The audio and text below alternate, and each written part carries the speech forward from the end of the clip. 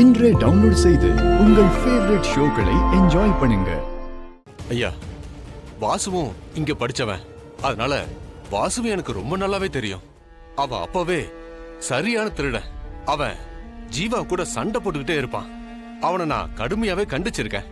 அதனாலதான் அவன் ஜீவா இல்லங்கிறத நான் அவ்வளவு உறுதியா சொன்னேன். ஆனா சின்ன வயசுல காணாம போன ஜீவா இப்ப எப்படி இருப்பான், எங்க இருப்பான்னு என்னால உறுதியா சொல்லவே முடியாது.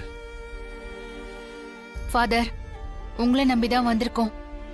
ஜீவாவை எங்க வீட்ல பல பேரு பல வழியில தேடியும் கண்டுபிடிக்க முடியல. கடவுள் மேல நம்பிக்கை வைங்க. ஜீவா கண்டிப்பா கிடைப்பான். சரியான நேரத்துக்கு உங்களை தேடி வருவான். ஃபாதர், நீங்க தப்பா நினைக்கலனா நான் உன்னை கேட்கலாமா? என்னம்மா, என்கிட்ட கேட்கறதுக்கு உங்களுக்கு என்ன தயக்கம்? கேளுங்க. இல்ல, காணாம போன ஜீவா ஏதாவது ஒரு வீட்டு பையனா வளர்ந்துட்டு இருக்கலாம். அவன் யாருன்னு சொன்னா அதனால ஏதாவது பிரச்சனை வந்துருமோன்னு கூட யோசிச்சு நீங்க ஜீவா யாருன்னு சொல்லாம இருக்கீங்களா? சத்தியமா சொல்றோம் ஃபாதர், எங்களால அவனுக்கு எந்த பிரச்சனையும் வராது. ஏசப்பா, மை காட். நீங்க ஜானகி கேட்டதை தப்பா எடுத்துக்காதீங்க ஃபாதர். ஜீவாவுக்கு நியாயமா கிடைக்க வேண்டிய சொத்துக்கள் அவனுக்கு போகணும். அதுக்காக தான் முக்கியமா அவனை தேடுறோம். வாழ்க்கையில தவறவிட்ட ஒரு முக்கியமான கடமையை திரும்ப நிறைவேற்றணும்.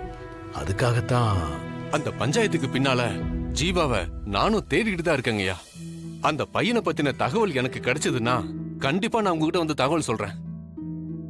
அவன் என் கையில கிடைச்சானா நானே உங்ககிட்ட கூட்டிட்டு வந்துடுறேன். உங்கள மாதிரி கௌரவமான குடும்பத்துக்கு வாரிசுன்னு சொன்னா அவனும் ரொம்ப சந்தோஷப்படுவான். அதை நீங்க செய்வீங்கன்னு எனக்கு நம்பிக்கை இருக்கு ஃபாதர். சரி, நான் வரேன். போயிட்டு வரோம்.